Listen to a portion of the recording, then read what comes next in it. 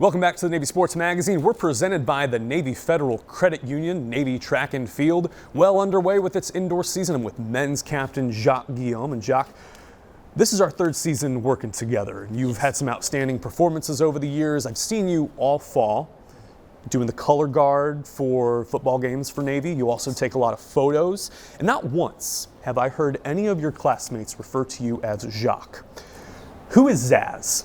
Zaz is the nickname for Jacques. So my full name is Jacques Xavier Guillaume, Haitian heritage. And so the nickname came from my mother. She calls me Zazu, and obviously I shorten it because mother's nicknames taste to my mom. And so they call me Zaz as well. So if we wanted to change the lower third on the screen, it would be like an X-A-Z-Z? X-A-Z. X-A-Z. X-A-Z. Incredible. Yes, and sir. Everyone calls you Zaz. Pretty much. Gotcha. I was just talking with Taylor Woodworth, the women's captain. We had a really good discussion about team success and what it essentially boils down to. You join a program on a generational run. Now you're the captain after winning several events in the 400 meter. What are the ingredients to success that have made this track and field program so dominant over the years? Definitely gonna piggyback right off of that, effort and attitude. But another thing I definitely think we're putting a lot of precedent on is that individual accountability as well. So obviously we're keeping accountability for ourselves and the teammates that we have, but making sure that we're doing the right things, getting the treatment that we need for injuries that we might have or prolonging, like nagging issues, so we can make sure that we're putting our best foot forward for our teammates as well when it comes to the game day. You mentioned the treatment and recovery, and not many people talk about this, but when was the moment that you had to trust the training staff over a nagging injury or something and actually put your trust in someone else's hands to make you a better athlete? So I feel like a lot of athletes, when they come from high school to college, most times when they have something that's hurting or an injury, they might just like, oh, it'll go away eventually. But when you're performing at such a high level, you really have to trust that the trainers, the coaches, what they're trying to say and do or instruct you to do is for your best interests in long term, right? So it might not always make sense in the front half, but that trust is a piece that you have to give them so they can get something for you, so they can help you with your success long term. You go to an Army-Navy meet or you go to a Patriot League meet, and you mentioned the effort and attitude. You see it out of your teammates, the Midshipmen. You see it from all different teams in the Patriot League here. How much of that boils down to the camaraderie that we don't see behind the scenes between you and your male teammates? So I will say one thing is every single time we come into practice, we understand that there's two parts of it, right? We can't be 100% serious all the time, and we can't be 100% joking around all the time. So when it's time to lock in, it's time to actually get down to the workout, making sure we're putting the best foot forward. We're 100% into that. When we have a chance to step back and have a little bit of fun, we have those jokes, we have a little bit of that banter, so that our hearts aren't necessarily weighed down by the task at hand. It's less of a job and it's more of something we get to do and we get to enjoy together. We were talking over the summer, you've had a lot of success in the 400 and 400 meter relays, and that is technically considered a sprint. Some would call it a middle distance, but it is unique for that speed and stamina combination. Yes. When did you realize that was the ideal event for you? It was actually an accident that happened in high school. So I ended up running 800, mostly distance for a majority of my life leading through high school. And my coach in high school, he decided to swap everyone's events a little bit. 400 runners would be running a little bit longer guys would be running a little bit shorter. And I ran the 400, so that first 400 that I had was actually a 50.8. And now in college terms, that's not necessarily the fastest time, but that was when he noticed, okay, you have the endurance and you do have the speed. Let's see where this goes. And luckily, especially going to the academy, Coach Cook has done a really good job of taking me where I am as a person who came from a distance background and molding my speed into something that's very unique. Over the years, you've been a part of record-breaking relay teams. I remember a couple years ago, I think Jonathan Simmons was a part of that 4x4 that set a school record. What are the key ingredients to a successful relay lineup? So I will say this right now, obviously for our 4x4, we're looking for more records as always. That's one thing you have to have is that mindset. Every single day you come towards practice and it's like, okay, it might not be to break the record that day, but everything we do, everything we're working towards is to break records eventually, right?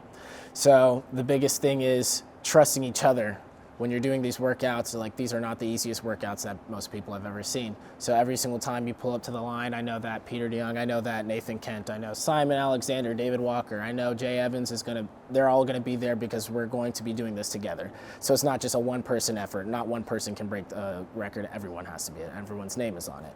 And then I think the second thing is also trusting the coaching agenda as well, making sure that it's not necessarily like, if it's not time to break the record, it's not time, and that's okay. But we will put our best foot forward always. So, what is a typical day of training like when you don't know the coaching agenda and the actual specific mindset for that day? So I would say the agenda, not knowing it, you would come into practice. If you have enough time beforehand, you can get some treatment done. So anything that'll help you feel a little bit more better for the day going forward. And then you get to practice, you're starting your warm up, making sure you're being very technical with your drills. And then once all the drills and everything are done for your warm up, coach calls us together and we have a brief conversation, making sure that everyone's feeling all right, meet everybody where they're at for the day. And that's when event groups are split up. And then we find that unified effort to where it's like, if it's a longer workout, then we know we're going to always be prepared mentally, shift our minds towards that longer workout, handle the longer workout the best we can. Or if it's a shorter, more acceleration day, same thing. It's all just about having that growth mindset any single time you step forward into a challenge or a situation, you're just willing to go do it. Growth mindset is huge. We just talked about that with Taylor as well. What motivates you? I would say biggest motivator for me, besides winning, because winning is always great, but I think it's the lessons you learn every single time. So most times, most people might think that, you're just running in circles, it's okay. But every single stride, every single step, every single turn, it's something you can learn about both yourself, but also a track at large. You understand different situations that you're going through, when you're handling different race patterns, things like that. I boil it down as a chemistry major down to the science. Some other people might not, but I feel every single time I get on the line to run a race, it's something I'm learning. It's an experiment, and I'm going to try, and we'll see how it goes. You're a really sharp guy and a really talented guy. What is it about this military training and this atmosphere at the USNA that lends itself to success in a sport like track? So obviously, I would say structure is the biggest thing. There's always some form of structure at the Naval Academy, whether it's waking up at a specific time, whether it's being at a certain place at a certain time, or just how your schedule is mapped out into the day. You kind of learn that time management piece of it all because there's so many things going on. And as normal colleges, you might have a little bit more time as varsity athletes, but since we don't have as much time throughout the day to just dedicate everything to it, everything is very purposeful in everything we do. You find yourself in a leadership position now as team captain. It's a prestigious honor. How do you motivate others on your team? I would say biggest way to motivate people that I've noticed from also my former captains is meeting people where they're at. So I know I'm a pretty high energy person. Most people would probably concur with that statement, but sometimes people are having an off day. And I can notice that, and when I see that, I approach them a little bit differently because you have to make sure that it's not just one blank narrative. Everyone has their own narrative. There's about 160, 150 of us on the team. Everyone has their different narratives. So you have to meet people where they're at. And so once they see that communication happening right there, you can also bring them to a different level that they never thought they could be at. Right. You mentioned some of the former team captains that helped bring you along. Who are some of the mentors and role models that really shaped the Jacques, the Zaz, Guillaume that we see today? I'd say definitely first person that always comes to my mind, picked me out of the pack really quickly. First day of warm-ups, I still remember it, Bermir Vic, legend of Navy track and field, hands down has taught me a lot about just making sure that treating the sport as a craft and making it my own as well. Like the 400, there are a lot of people who run the 400, but who runs it like you? Who's going to do the 400 hurdles like you? Who's going to lead like you? Who's going to be a teammate like you? He had that uniqueness that I don't think very many people get to see and observe and really cherish, but that was one thing that I noticed immediately from Bermir Vic is that he just always found a way to bring the best out of everyone. Bermir was incredibly influential, and you guys got to spend some time together at the Olympic trials, and I don't want to forget about this, but what was that experience like? So, it's definitely one to remember, I will say. I didn't have necessarily the best finish in the Olympic trials. Hurdle 10 and I got pretty close, but I will say that the atmosphere, learning how to perform under pressure, the communication that we had, and also just enjoying the experience as a whole, being in Oregon, Tracktown, USA. It was surreal. It was surreal.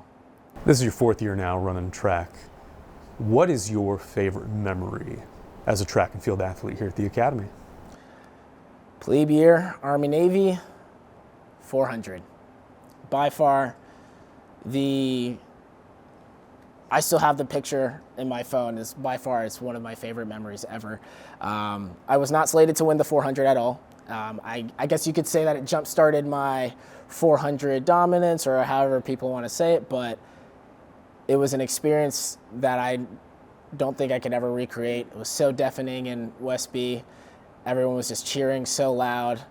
Passed by Army, perfect finish, textbook, and all I could do was just soak in the moment. The parallels here are astounding. You and Taylor, Army Navy, 400 meter, incredible photos to recollect this. What did that moment do for your development as an athlete? I'll say it's a little bit of a two-parter. First part, get into collegiate track, you're not really sure how successful you will be. Sometimes you have those culture shock moments, but I'll definitely say that was the race that, in my mind, told me anything's possible. Like, genuinely, freshman could beat a senior. Anything you want to do, anything you need to do, anything you're willing to do, it will happen. And then the second thing, I think it just christened me into the culture of the Army Navy. A lot of freshmen, plebes, when they come in, they're not fully sure, like, what's the weight of it. They can think about it, they can try to feel it until they actually experience it for the first time. So I just felt like that was like that moment where I was just like, okay, this is what Army Navy is. This is what it means to me. Now I have my own memory to put a stamp on it forever. And so I can hopefully pass on that feeling to the next person. That Army Navy series brought to you by USAA, free sponsorship once again. Just a kid growing up in Jacksonville, Florida, standout athlete. What motivated you to come to the Academy? So, two things. Biggest thing is also I switched schools from freshman to sophomore year, going from Paxton School for Advanced Studies to Mandarin High School. And one of the classes they put me in was NJROTC. And I don't talk too much about being in NJROTC. I guess it just never comes up. But at first I was like, I don't know about this. Then after 2 weeks I was like, maybe I'll stay. And stayed all the way to my senior year. Had great mentors, Captain Hadley, Chief Burnett, Chief Matthews, great mentors. And they kind of shaped myself towards that Naval Academy career as well. Are you saying engine ROTC? NJROTC. NJ? Yes. Junior.